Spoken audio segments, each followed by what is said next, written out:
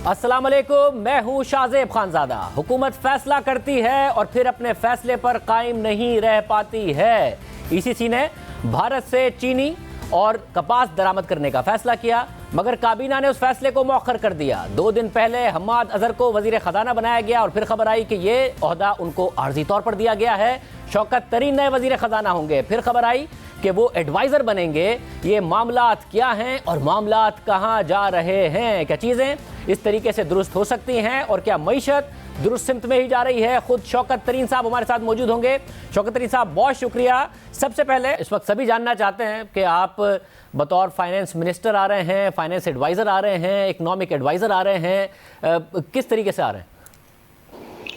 नहीं, पहले तो मैं ये इकोनॉमिक एडवाइजरी काउंसिल बन रही है जिसके चेयरमैन जो है प्राइम मिनिस्टर हैं, तो मैं उसके कन्वीनर के तौर पे आ रहा हूँ। तो वो एक किस्म से कोऑर्डिनेट करेगी जितनी भी हमारी इकोनॉमिक एक्टिविटीज़ हैं पाकिस्तान की, तो उसको कोऑर्डिनेट करेगी, क्योंकि इस वक्त कोऑर्डिनेशन फंक्शन जो है वो बिल्कुल नहीं है, मतलब एब्सेंट है।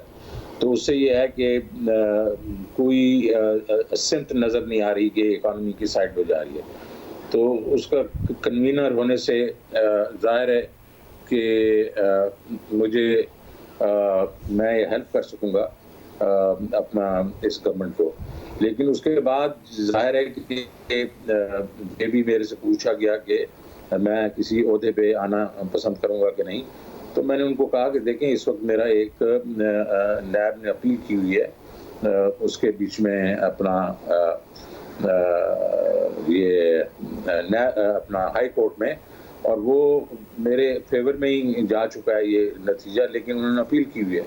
तो ये अपील जिस वक्त भी ख़त्म हुई तो इंशाल्लाह फिर देखेंगे कि हम कोई और मुस्बत रोल मैं ले सकता हूँ या नहीं।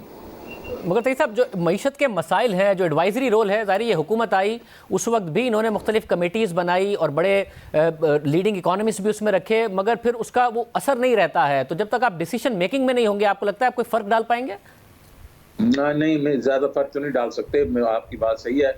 लेकिन अगर एडवाइजरी जो कमेटी है वो भी अगर किसी कोई इफेक्टिव आदमी उसकी कोऑर्डिनेशन कर रहा हो तो कुछ ना कुछ फ़र्क तो ज़रूर पड़ेगा। लेकिन आपकी बात ये बिल्कुल दुरुस्त है कि जो कैप्टन्स ऑफ द शिप है ना, जब तक वो मजबूत नहीं होंगे तो ये कश्ती आगे चलेगी नहीं।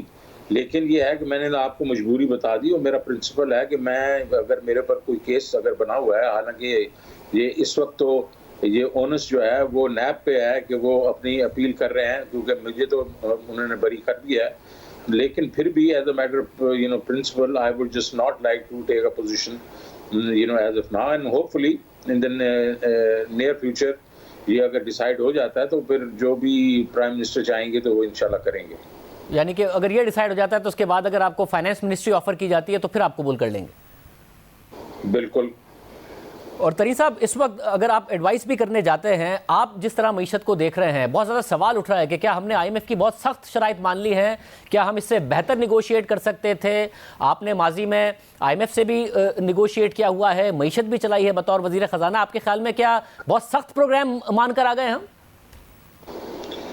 मेरे ख्याल में शुरू के बीच में हमने गलती कर ली, और मेरे ख्याल में सोच ये थी कि देखें फ्रंट लोडेड कर दिया जाए ताकि पॉलिटिकल कॉस्ट तो जो होगी हमें बाद में उसको चेंज नहीं करना पड़ेगा। आई थिंक ये चीज़ जो थी, ये थिंकिंग ठीक नहीं थी। थिंकिंग ये होनी चाहिए थी कि हमें जो है अपने अवाम के लिए जो हमारे जो बेसिकली जो ग्रोथ थी इस वक्त 5.5% की, वो ज़रूर ये थी कि आप उसको एक डेट सपोर्टेड वो ग्रोथ थी, तो उसकी वजह से आपने करंट अकाउंट डेफिसिट को बहुत बड़ा कर दिया। ठीक है, उसको आप हैंडल करते, लेकिन अगर 7% आपका जो कोर इन्फ्लेशन है और 13.25% पे आप इंटरेस्ट रेट लेके चले गए, और फिर उसके बाद एक्सचेंज रेट है उस वक्त 112-115 पे फिर रहा था, और आप उठा के उसको 165 पे लेके चले, तो आपने मईशत की तो बेड़ा गर्क ही करके रख दिया ना। और उसके बाद फिर आपने सारी चीज़ें बढ़ा दी, आपने बिजली के रेट्स बढ़ा दिए, गैस के रेट्स बढ़ा दिए, petrol, everything just went up. So उससे ये हुआ कि डिमांड तो उड़ गई है। जब डिमांड उड़ गई तो और मतलब मईशत बैठ गई तो उससे अनएम्प्लॉयमेंट हो गई। जाहिर है जब आपने अपने एक्सचेंज रेट को इतना ज़्यादा कर दिया तो उसके इन्फ्लेशन ज़्यादा हुई, food prices out of control होना शुरू हो गई। तो मेरे ख्याल में शुरू के बीच में नेगोशिएशन जो थी वो ठीक नहीं हुई।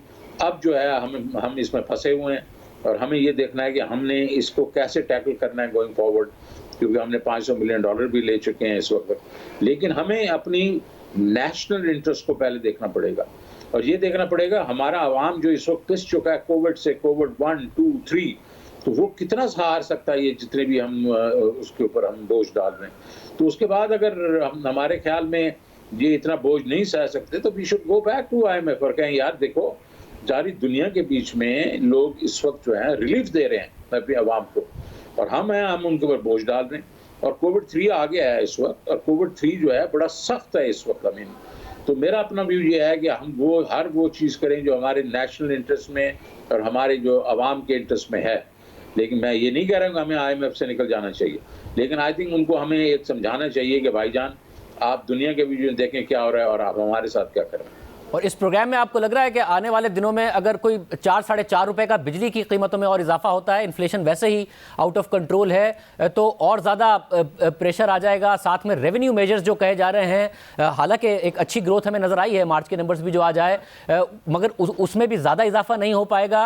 और फिर अगर इन्फ्लेशन ज़्यादा होती है तो उसकी वजह से इंटरेस्ट रेट्स पर दोबारा प्रेशर आ सकता है, तो मईशत शायद मुतहम्मिल ना हो सके इतनी सख्त कंडीशंस की। आप समझ रहे हैं या हम बढ़ सकते हैं इन कंडीशंस के साथ भी आगे और ग्रोथ की तरफ जा सकते हैं? ये कंडीशंस को तो हमें देखना पड़ेगा।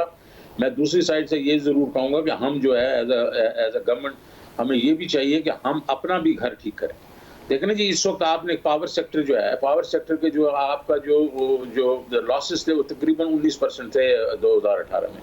अभी वही कोई 17.5% है, 1-1.5% या 18% है। आपकी रिकवरी जो थी वो 90% थी, अभी भी वही 90% है। तो हमने अपना घर किस तरह ठीक किया? हमने क्यों नहीं ठीक किया अपना घर 2.5 साल में? तो हमें इधर भी तो तवज्जो देनी पड़ेगी और इसी तरीके से हमें ये तवज्जो देनी पड़ेगी कि देखो कि कोविड वगैरह है, ठीक है, लेकिन हमारी जो टैक्स टू GDP है वो 9 से अब 10% पे आएगी। 10% चलेगी। कोविड आया जो मतलब डाउन टर्न आया, लेकिन दुनिया में तो टैक्स टू GDP 19-20 होती है। चलो आप कम से कम 12-13-14% की तरफ तो जाए ना यार, वो तो गुंजाइश होगी ना इधर।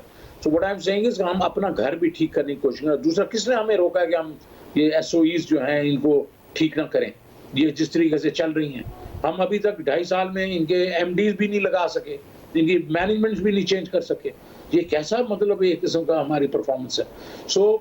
हम बिल्कुल IMF के पास जाएं और उनसे ये बात करें कि ये हमारा कोविड 3 आ गया है, लेकिन हम अपना घर भी ठीक करें।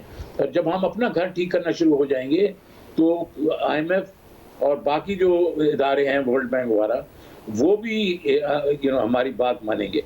और सब मुझे ये बताएगा कि ज़ाहिर है IMF का पूरा फोकस है, जो कुछ 3 पॉइंट्स आपने किए, मैं एक एक करके बात करता हूँ। IMF का फोकस है कि जी सर्कुलर डेट कम करें और उसका वो जो हल देते हैं वो रेवेन्यू बेस्ड है कि जी आप टैरिफ बढ़ा दें, क्योंकि आप वैसे इन खसारों को नहीं ख़त्म कर सके। अब हुकूमत भी वही कर रही है कि जी रेवेन्यू बेस्ड मॉडल है, हमारे लॉसेस अपनी जगह पर हैं, ट्रांसमिशन एंड डिस्ट्रीब्यूशन के रिकवरीज भी कम हुई हैं। आपके ख्याल में यहाँ कुछ बेहतरी लाई जा सकती थी जिसकी वजह से टैरिफ बढ़ाए बगैर भी या कम बढ़ाकर भी आवाम को रिलीफ दिया जाता? वहाँ पर 2.5 साल में हुकूमत फेल हो गई है जिसकी वजह से IMF की इतनी टफ कंडीशंस हैं। बिल्कुल मैं एग्री करता हूँ इससे। मेरा मकसद ये है कि देखें, आप जरूरी मक्खी पे मक्खी मारना शुरू कर दें कि जी रेवेन्यू नहीं आ रहे तो आप टैरिफ बढ़ाते जाएं। अगर इस तरह टैरिफ बढ़ाते रहेंगे, ये हुकूमती इदारे हैं, इसमें जितने आप टैरिफ बढ़ाएंगे उतनी करप्शन बढ़ेगी, उतने लॉसेस बढ़ेंगे आपकी। तो आपने अपनी अकाउंटेबिलिटी भी करनी है ना। तो इसके बीच में अगर फर्ज करें, अगर आपके लॉसेस 3-4-5% कम हो गए होते और आपकी जो रिकवरीज 3-4-5% ज़्यादा हो गई होती, तो आपका ये 10% का जो स्विंग था, that by itself should have taken care of much of the circular debt. Circular debt का मतलब बढ़ता ना और कम भी होना शुरू हो जाता। तो बिल्कुल इनकी परफॉर्मेंस जो है इसके बीच में ये उसमें कमी रह गई है। और जो आपने बात की SOEs की, अब ज़ाहिर सरमाया पाकिस्तान के मॉडल के साथ ही आए थे। वज़ीर आज़म भी कहते थे कि मलेशिया का मॉडल होगा, असद उमर साहब ने मुतारिफ भी कराया, कमिटमेंट्स भी बहुत की, प्राइवेट सेक्टर से लोग लाने की बात की। मॉडल में मसला था, ये एग्जीक्यूट ठीक नहीं कर सके। एग्जीक्यूट कोई रिस्पॉन्सिबिलिटी किसी ने नहीं ली। ये बेसिकली बात है रिस्पॉन्सिबिलिटी। आप जिस शख्स से बात कर रहे हैं उसने इस मुल्क के बीच में एक बहुत बड़े इदारे को टर्न अराउंड किया था जिसका नाम हबीब बैंक था। अब मुझे मालूम है कितनी मुश्किल थी उसमें, कैसी मुश्किलें हमें पेश आई। मतलब एक वक्त में तो मुझे वो अरेस्ट करने लगे थे, इतने हम सख्त डिसीजन ले रहे थे। द वेरी फैक्ट इज आपके पास अगर एक वो इदारा था, अब इतने इदारे होंगे जो अपने करने हैं, और अगर आप 10-15 इदारों से भी शुरू करें तो ये बहुत ही मुश्किल काम है। तो अगर आप रिस्पॉन्सिबिलिटी लेने को तैयार ही नहीं है तो आप ज़ाहिर नहीं करेंगे। तो सरमाया पाकिस्तान का कॉन्सेप्ट बहुत अच्छा है और इसी को परसू किया जाए, लेकिन हैविंग सेड दैट इसमें हुकूमत कोई रोल प्ले नहीं कर सकती। हमें प्राइवेट सेक्टर के लोगों को लाना होगा बोर्ड्स पे, बोर्ड के ऊपर जो एक एपेक्स बोर्ड बनेगा वो नीचे बोर्ड्स बनाएं अपनी मर्जी के और फिर अकाउंटेबल हों, हम उनको अकाउंटेबल करें। ये नहीं कह रहे कि वो फिर मादक पे दरजाद हो जाएं, नहीं, they must basically be held accountable. लेकिन पहले आप पूरा जो कैनवस तो चेंज करें। मगर शौकत अली साहब, प्राइवेट सेक्टर का एक मसला ये है, मुल्क में अब तकरीबन 2-3 वजीर कह चुके हैं कि जी हमारे तो डिपार्टमेंट में ब्यूरोक्रेसी काम नहीं कर रही है। पावर सेक्टर के में भी कहा जा रहा है, फिर पब्लिक सेक्टर डेवलपमेंट में भी कहा जा रहा है। आपको लगता है कि नैब के डर से कोई प्राइवेट सेक्टर का बंदा आएगा? जो कुछ किया गया प्राइवेट सेक्टर के लोगों के साथ जो माजी में हुकूमत के साथ काम कर रहे थे। नहीं, देखें यार, ये भी बड़ा अच्छी बात आपने मसला उठाया। अभी कुछ अर्सा पहले हमने प्रेसिडेंशियल ऑर्डर के थ्रू एक नैब अमेंडमेंट्स की थी जो कि कुछ अर्सा चली और वो अच्छी थी और लोगों को उन्होंने काफ़ी कॉन्फिडेंस दिया। अब हमें चाहिए कि वही जो चीज़ पैकेज है वो हम लोगों के साथ बैठ के या कम से कम नेशनल असेंबली में ले जाके, इनके पास तो अभी सेनेट भी हो गई है, मेजॉरिटी है, नैब का ऑर्डर जो आपके जो लॉज हैं उनको थोड़ा सा बैलेंस किया जाए ताकि लोगों में कॉन्फिडेंस आए और एक फिल्टर कर देना, मतलब क्रिएट कर दे कि प्राइवेट सेक्टर के जो लोग आएंगे उनको कोई इस तरह नहीं उठा लेगा unless signed off by a group of elders in the government. Ishrat Hussain है, मिनिस्टर ऑफ फाइनेंस है, इसी तरीके से एक फिल्टर बना दिया जाए। हर चीज़ का हल हो सकता है। हैविंग सेड दैट, मैं जो बात कर रहा हूँ उसमें ब्यूरोक्रेसी का तो अमल दखल नहीं है ना इसमें। तो अगर जो आप प्राइवेट सेक्टर के बोर्ड्स लाएंगे, प्राइवेट सेक्टर के चीफ एग्जीक्यूटिव लाएंगे, वो तो मतलब काम करेंगे। आपका जो क्वेश्चन है कि क्या वो आप ला सकेंगे या नहीं ला सकेंगे, तो आपको नैब के उनमें भी थोड़ी तब्दीली करनी पड़ेगी। सब और एज ऑफ नाउ आपको लग रहा है कि जो ग्रोथ का पैटर्न आता है पाकिस्तान की इकोनॉमी में, हमने देखा कि ग्रोथ आती है तो ग्रोथ साथ में करंट अकाउंट डेफिसिट लाती है क्योंकि इंपोर्ट सब्स्टिट्यूशन नहीं हुई होती, एक्सपोर्ट्स भी वही 2-2.5 अरब डॉलर से ऊपर नहीं गई होती है। अब आपको लग रहा है कि हम कोई सस्टेनेबल ग्रोथ की तरफ जा रहे हैं या अभी बहुत कुछ तब्दील करने की जरूरत है? अभी भी अगर थोड़ी सी ग्रोथ आएगी साथ करंट अकाउंट डेफिसिट लाएगी और हम फिर धड़ाम से गिर जाएंगे। देखिए जी, आपको ये जो आप बात करें ग्रोथ लाते हैं तो फिर हम उसके बाद जो है बाहर से कैपिटल लाने की कोशिश करते हैं, वेदर डेट और otherwise, to support that growth. Because जब तक आपका सेविंग रेट और इन्वेस्टमेंट रेट जो है वो नहीं जाएगा उस लेवल पे जिसके जो के 5-6-7%, 8% की ग्रोथ को सपोर्ट करेगा, तो ये साइकिल्स आएंगे। आपका ये रूल ऑफ थंब है कि आपका जो सेविंग या इन्वेस्टमेंट रेट है उसको 4 से डिवाइड करते हैं तो वो आपका एक सस्टेनेबल ग्रोथ रेट होगा। तो अगर आप 14-15% या 16% की अगर इन्वेस्टमेंट पे फिर रहे हैं तो आपकी ग्रोथ जो है वो ज़्यादा 4% ही हो सकती है। और हमारी तो 16 भी नहीं है, हम 14%, 13% के ऊपर है। तो वही हमारी 3-3.5 पे, जब हम 3-3.5 को ज़्यादा पुश करेंगे, ज़्यादा करने की कोशिश करेंगे, तो हम बेसिकली डेट लेके आएंगे और वो डेट जब रीपेमेंट्स आएंगी तो हमारा करंट अकाउंट डेफिसिट बढ़ेगा। और सब और पिछले 2.5-3 साल में जो डेट में इजाफा हुआ है, आपके ख्याल में हम डेट ट्रैप में मजीद ज़्यादा फंसे हैं जो 2.5-3 साल पहले थे, या उससे निकलने में थोड़ा सा बाहर आए हैं क्योंकि डेट में तो इजाफा हुआ है? नहीं, अभी आपको अगर आप अपनी जो जीडीपी है उसको डीबेस कर दें तो उससे काफ़ी फर्क पड़ेगा। डेट टू जीडीपी का फर्क पड़ेगा। बड़ी देर से नहीं डीबेस हुई, उसको करना पड़ेगा, रीबेस करना पड़ेगा और वो अच्छी चीज़ है। लेकिन हैविंग सेड दैट, आपने जो इंटरेस्ट रेट बढ़ा दिए और आपने उसकी रीप्रोफाइलिंग जो की इतनी एग्रेसिवली, और वो भी आईएमएफ ने कहा आपको, तो आपने उनसे भी बढ़ के ज़्यादा कर दी। उसने कुछ 15 से 1600 अरब रुपए का एडिशनल इंटरेस्ट आपके ऊपर बोझ डाल दिया एनुअली, और आपको कोई ज़रूरत नहीं थी 30% जो लॉन्ग टर्म था और उसको 70% पे लेके जाने का over with in only 12 to 14 months. कोई जरूरत नहीं थी। आप कहते हैं हाँ हम करेंगे रीप्रोफाइलिंग इसको, but we will do it over a period of 3 to 4 years। ये कोई ये डेमोक्रेसी सोर्ट तो नहीं है ना कि अभी जरूरी आज कर देना। तो उससे अगर आप कर लेते और उसका इंटरेस्ट रेट नीचे आ गए थे जब 6-7% पे, तो उस पर फिर करना शुरू करते। लेकिन वो जो आपने अप्रैल 2019 और मई और जून में जो आपने रीप्रोफाइलिंग की है, उसने आपकी कमर तोड़ दी, आपकी ये जो इंटरेस्ट रेट्स की, और वो अब आपको भुगतना पड़ेगा अगले 4, 5, 6 साल में। तो ये जो चीज़ है, ये उसका एक नतीजा है, और हमने इसकी ये जो गलतियां हम करते हैं, इसका कोई बेसिकली हम वो जायज़ा नहीं लेते। सो अब ये है कि आपका फिस्कल डेफिसिट इतना रहेगा, इंटरेस्ट रेट तो आपने रीप्रोफाइल वैसे ही कर दिया आपने डेट को, तो ये तो आपके गले में आ गया, ये सारा 1200 जो अरब बिलियन जो है। बहुत शुक्रिया 12,000 बिलियन। बहुत शुक्रिया शौकत तरीन साहब हमारे साथ मौजूद थे। हम आपको गुड लक भी करते हैं कि मईशत में बेहतरी आए जिस रोल में आप इस वक्त हैं, और हुकूमत के हवाले से एक एडवाइस हुकूमत को मिले। प्रोग्राम में एक ब्रेक शामिल करते हैं।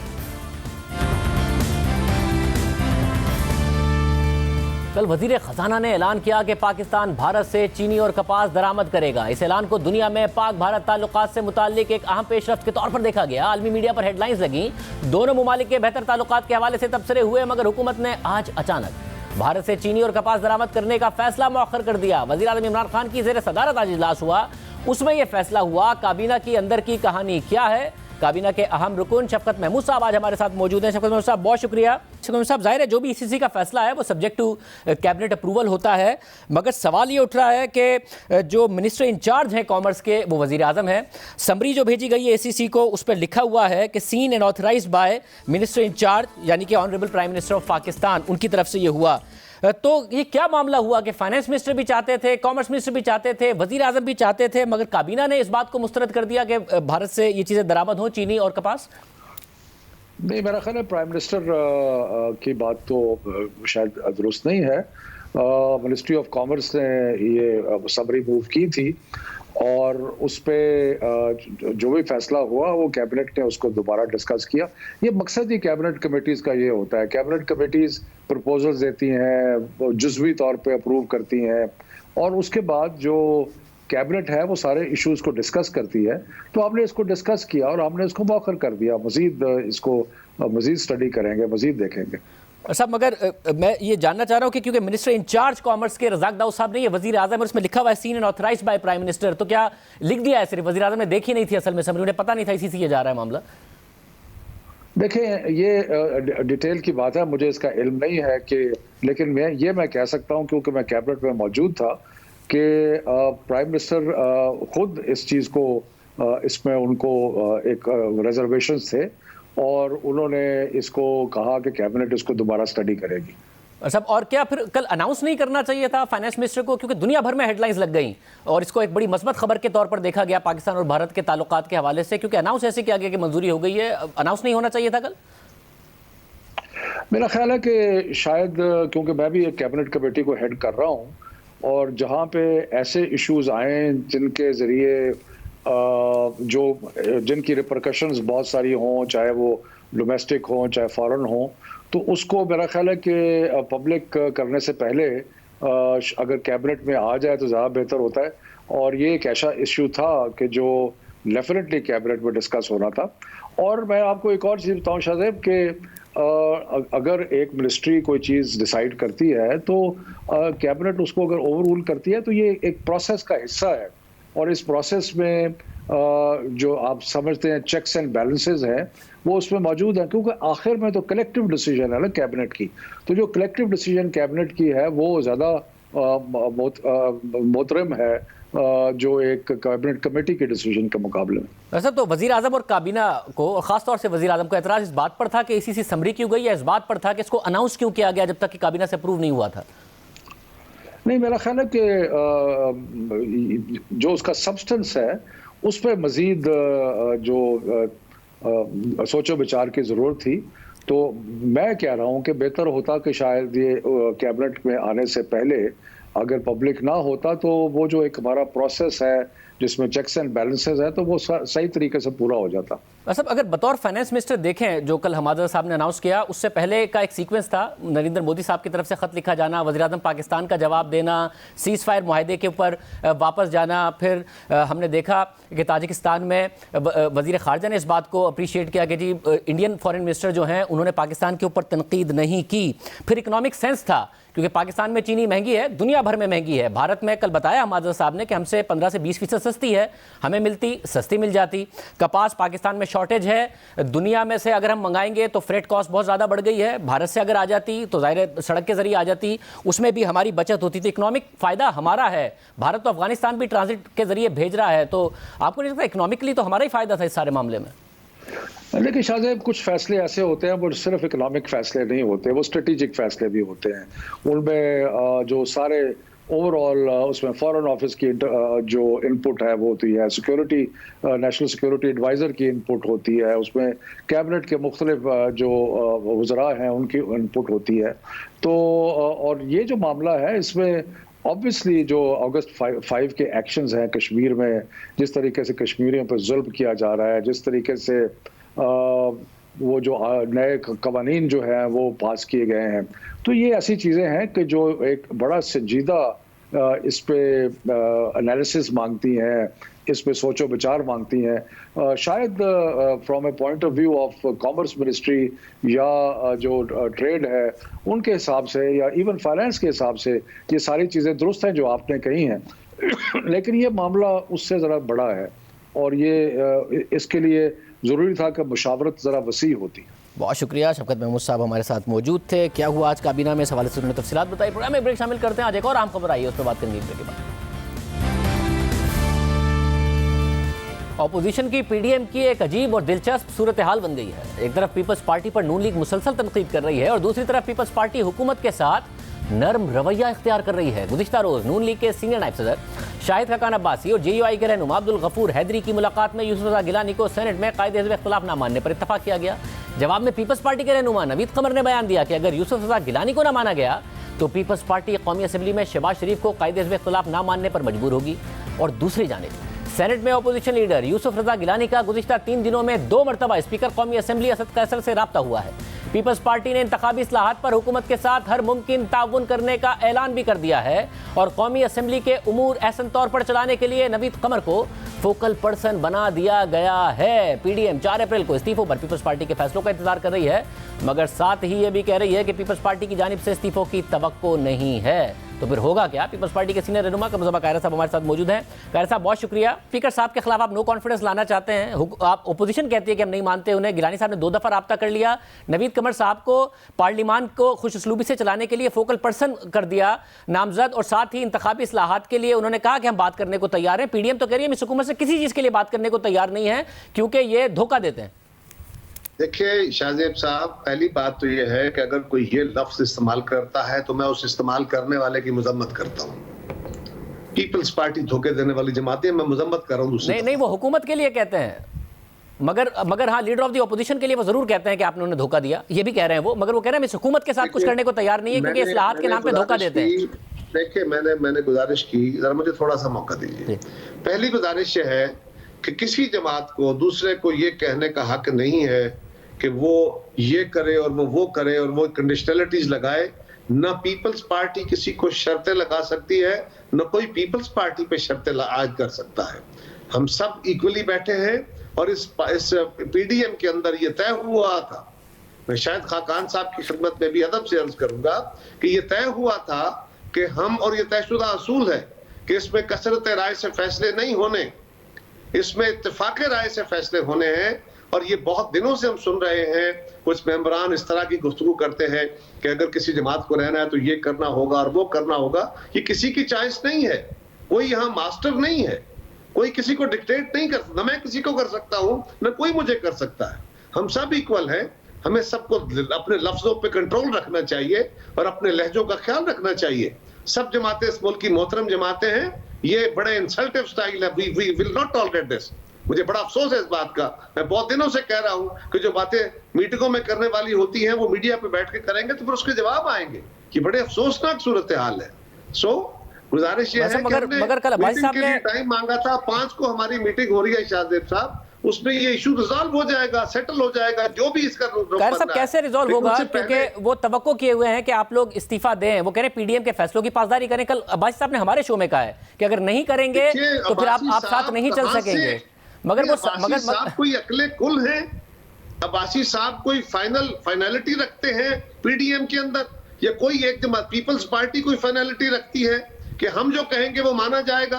तो खैर साहब आपको लग रहा है कि जेयूआईएफ और नून लीग मिलकर आपको कॉर्नर कर रहे हैं पीपल्स पार्टी को? देखिए, अगर कोई इस तरह करने की कोशिश, अगर आपका ख्याल दुरुस्त है तो ये सवाल है, नामुनासिब काम है। सवाल है नहीं, अगर आपका सवाल है, मेरी तनिष्ठ में ऐसा नहीं होना चाहिए। अगर कोई ऐसा कर रहा है तो दूसरी गुजारिश यह है कि हम अपनी सीसी के अंदर ये बातें रखेंगे। सीसी से पहले इस तरह की गुफ्तगू टेलीविजनों पे बैठ के प्रेशर बिल्ड करना, ये बड़ी अफसोसनाक बात है। कैसा मगर वो तवक्को किए हुए हैं, मगर अब वो साथ ये भी कह रहे हैं कि हमें तवक्को कमी है कि आप मुस्ताफी होंगे, क्योंकि एक लीडर ऑफ द ऑपोजिशन की छोटी सी सीट के ऊपर आप नहीं माने। मगर जब स्पीकर से राब्ता कर लिया, फोकल पर्सन बना दिया नवीद कमर साहब को, इंतखाबी इस्लाहात पर बात कर रहे हैं, तो फिर इन्हीं असेंबली से इस्तीफा कैसे देंगे? शाहजेब साहब, पहले उस पे बात करने से पहले ना, मैं क्योंकि मेरा दिल है और मेरी कोशिश है, मेरी ख्वाहिश है, इंशाल्लाह पूरी तवानाई इस्तेमाल करेंगे कि हम पीडीएम को जारी रखेंगे इंशाल्लाह। लेकिन वो कहते हैं ना कि है कुछ ऐसी ही बात जो चुप हो, वरना क्या बात कर नहीं आती। किसकी बातें नहीं है, छोड़ दीजिए, रहने दीजिए, अभी नहीं करते, फिर किसी वक्त जरूरत हुई तो करेंगे। जहां तक स्पीकर से बात करने का ताल्लुक है, शाहजेब साहब, ऐवान के अंदर हम बैठे हैं ना, ऐवान के अजलासों में भी जा रहे हैं।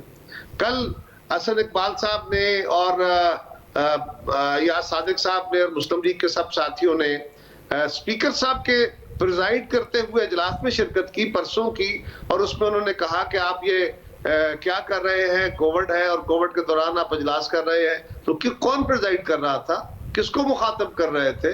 तो वहां अगर आप जाना है ऐवान में, हम भी उन्हीं को मुखातब कर रहे हैं। अगर वो कह रहे वो जाना नहीं चाहते, अगर आप इस्तीफे के लिए राजी होंगे तो नहीं जाएंगे, मुस्ताफी हो जाएंगे। बात यह है ये अगर और मगर को एक तरफ रखिए ना। पहले तो देखिए, कल गए, परसों गए, अपनी अदाओं पे गौर कर लीजिए। यानी मैं जाऊं तो गुनाहगार, वो जाए तो साहब अच्छा, ये क्या बात हुई? और उसकी बात यह है कि हमें बहरहाल जो इलेक्शन हम कोशिश कर रहे हैं, पीडीएम का मुतालबा है कि नए इलेक्शन का इनेकाद जल्द किया जाए। उसके लिए इलेक्टोरल रिफॉर्म्स तो होनी है। वो कौन करेगा, ये भी किसी वक्त हसन इकबाल साहब या जो है हमारे दोस्त शाहिद खाकान साहब, वो हमें गाइड कर दें कि अगर ये गवर्नमेंट कल चली जाती है उनके मुतालबे के मुताबिक, पीडीएम के मुतालबे के मुताबिक, तो फिर नए इलेक्शन से पहले इलेक्टोरल रिफॉर्म्स कौन करेगा? और इलेक्टोरल रिफॉर्म्स के हवाले तक जब तक ये पार्लियामेंट काम कर रही है, कल यहाँ पे कोई लेजिस्लेशन आती है तो उसके अंदर आप अपना इनपुट नहीं देंगे, क्या आप गवर्नमेंट को आजादी दे देंगे कि वो जो चाहे करे? आप क्या मिफ्ताह इस्माइल साहब का इलेक्शन नहीं लड़ रहे हैं कराची के अंदर? तो ये क्या है? बहुत शुक्रिया, कमरुज़्ज़मा कायरा साहब हमारे साथ मौजूद थे। देखते हैं कि 5 अप्रैल के बाद क्या फैसला होता है। प्रोग्राम में शामिल करते हैं और आप पर बात करें।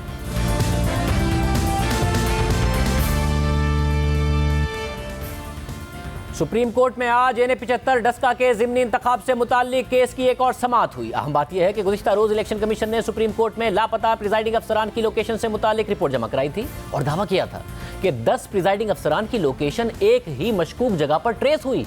मुतालिका प्रिजाइडिंग अफसरान ने एक मुतबादिल रास्ता इख्तियार किया, जिससे उन्हें पोलिंग स्कीम में दिखाए गए मखसूस दफ्तर तक पहुंचने में मशकूक अंदाज में देर लगी।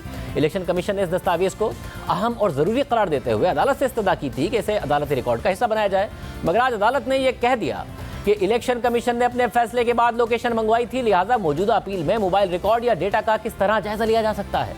आज नून लीग की उम्मीदवार के वकील सलमान अकरम राजा ने दलाइल दिए कि किसी हलके में किसी को थप्पड़ मार दिया जाए तो दोबारा पोलिंग के लिए यही बात काफ़ी है। किसी एक पुरतशद्दुद वाक़े से पूरा इलेक्शन मुतासिर होता है। इलेक्शन कमीशन के मुताबिक इंतखाबी अमल में रुकावटें मंसूबे के मुताबिक डाली गई। इस पर जस्टिस मुनीब अख्तर ने रिमार्क दिए कि इलेक्शन कमीशन ने अपने फैसले में किसी मंसूबे की बात नहीं की। जस्टिस मुनीब अख्तर ने लापता प्रिजाइडिंग अफसरान की लोकेशन से मुतालिक रिमार्क देते हुए कहा कि इलेक्शन कमीशन ने अपने फैसले के बाद लोकेशन क्यों मंगवाई, मौजूदा अपील में मोबाइल रिकॉर्ड या डेटा का किस तरह जायजा लिया जा सकता है। इस दौरान सलमान अकरम राजा ने दलाइल दिए कि पूरा हल्का ना सही 109 मुतनाज़े पोलिंग स्टेशन पर दोबारा पोलिंग कराई जाए। बेंच के सरबराह जस्टिस उमर अता बंदियाल ने रिमार्क दिए कि आम इंतखाबात में रेंजर्स की मदद भी ली जाती है। पुलिस ताबुन नहीं कर रही थी तो मुतबादिल इंतजाम क्यों नहीं किया गया? इंतखाबी अमल मुलतवी करके पुलिस के खिलाफ कार्रवाई क्यों नहीं की? इलेक्शन कमीशन मुनज़्ज़म धांधली को शवाहिद से साबित करे। मुनज़्ज़म धांधली के शवाहिद नहीं हैं तो कानून के वसी खिलाफ वर्जी दिखाए। देखना है कि प्रिजाइडिंग अफसरान के लापता होने से नतीजा मुतासिर हुआ या नहीं। तशद्दुद, फायरिंग, धमकियां, क्या ये मवाद पूरे हल्के में रीपोल कराने का जवाब हो सकता है? अब इस केस की मज़ीद समाअत कल होगी। इजाज़त दीजिए, अल्लाह हाफ़िज़।